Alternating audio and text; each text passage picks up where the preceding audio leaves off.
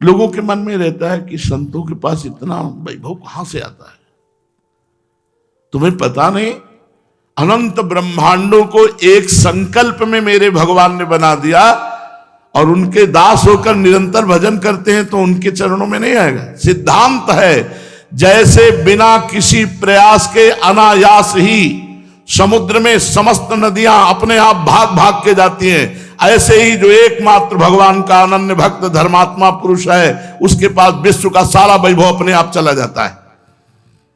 भगवान के ऐश्वर्य का ज्ञान और भगवान का ऐश्वर्य भजन करने वाले को घेर लेता है। आज भी न 1 रुपया है, न एक वस्तु है, न 1 इंच जमीन है, न कोई भी हमारा है, केवल श्री जी। कहीं राजकीय विभाग में, कहीं प्रेमानंद के दस्तखत की जरूरत नहीं। हां, जिस समय पानी गिर रहा था हितधाम में, वो सब भींज रहे थे, वो कथा हो रही थी, उस समय भगवान से प्रार्थना की थी, अगर कथा करवानी है और श्रोताओं को ये दुख देना है तो हमसे सहा नहीं जाएगा। कांप रहे, ठंडी का समय, वर्षा हो रही, और इतने जिद्दी, एक भी उठ के नहीं गया। भगवत चर्चा होती, जो पुराने हैं वो सब जानते हैं, फील्ड में बैठे, तो श्री जी ने व्यवस्था कर दी सत्संग के लिए, कथा के लिए, उनकी व्यवस्था है। जो भगवान का भजन करता है उसका तो ऐश्वर्य तुम देख ही नहीं सकते हो।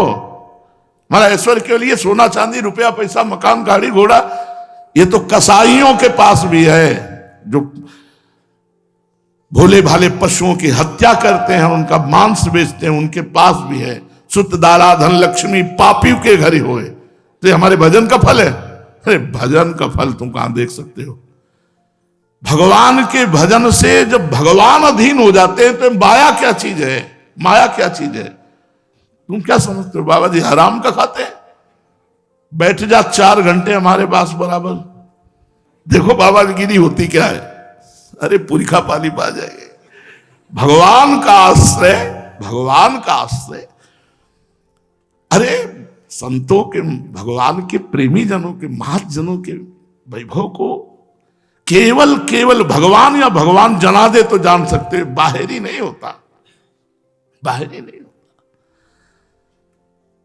भगवान के समान ऐश्वर्य प्राप्त होता, समान, भगवान के समान ऐश्वर्य।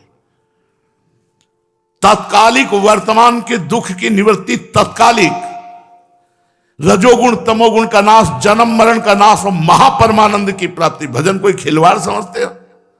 माला ले लिया, भगवान का नाम जप कर रहे, भगवान के आश्रित हैं, भगवान के लिए कंठी तिलक धारण करके समर्पित हो चुके हैं, उनके जीवन का मूल्य केवल भगवान है।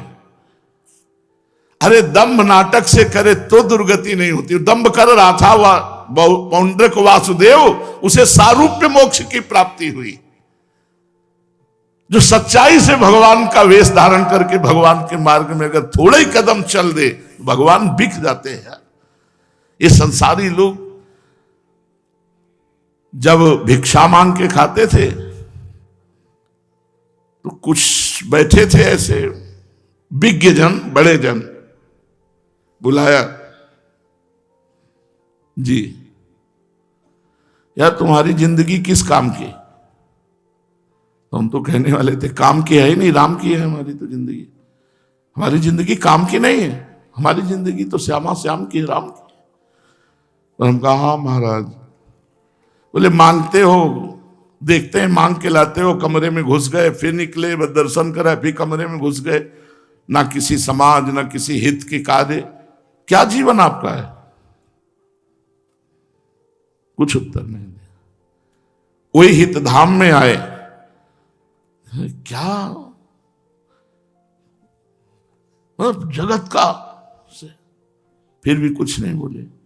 अब दोनों को मिलाओ, दोनों को मिला के वो बलराम भाई ब्रजवासी, उनसे पूछो पहले जीवन को, उतना वो केवल देखे, काशी के घाट का तो जीवन वो देखे, जुगल किशोर यहीं अब रहने लगे वृंदावन, उनसे बात करके देखना काशी के घाट का जीवन क्या था। दोनों जीवन मेरे नहीं है, मेरे प्रभु के द्वारा कराए हुए हैं। अब वो जो जो चाहे, जैसे जैसे चाहे। वैराग्य देखना तो साधक में देखो, जब समर्पित परिपक्व हो जाता है ना, प्रभु चाहे तो सोने का मुकुट दिलवा दे और प्रभु चाहे तो पादुकाओं की माला दिलवावे, दोनों में बराबर है। हमारा ये तन नहीं, हमारा जीवन नहीं, नाथ आपको बिका हुआ जीवन है। अब अगर इसमें कोई चंदन लगाता है तो आपका, वो आपका चंदन है, आपके लग रहा है। अगर इसको कोई गाली देता है तो आपका, मेरा नहीं, मेरा तो कुछ बचा ही नहीं है। अब ये प्रश्न नहीं रहता कि हमको क्या पवाया जाता है, हमको कहां रखा जाता है, हमको कैसे रखा जाता है, अब ये प्रश्न नहीं रहता। तब रहता है चाहे घी घना चाहे मुट्ठी भर चना, कभी वो भी न बना जैसे मेरे नाथ चाहे। लेकिन ऐश्वर्य भगवान के समान। जो पुरुष पापों में प्रवृत्त है, मनमानी आचरण करता है, भजन नहीं करता है, तो पूर्व पुण्य से उसको संपत्ति मिलती है, लेकिन कुछ ही काल में वो संपत्ति और जो कुछ भी होता है सब समेट कर नष्ट हो जाती है।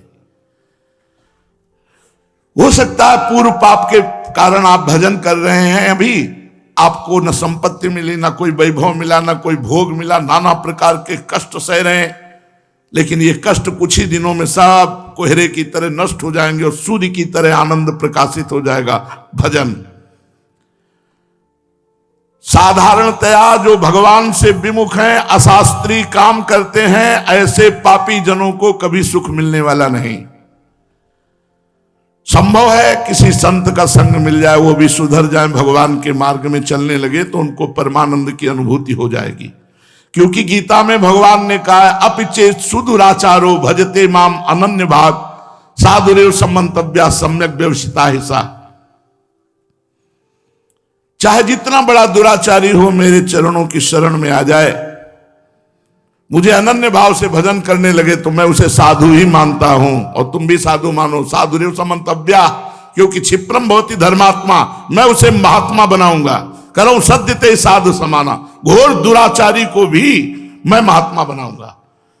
भगवान की शरण में आ जाए किसी साधु संग के प्रभाव से, तो नीच दुराचारी भी महात्मा बन जाता है।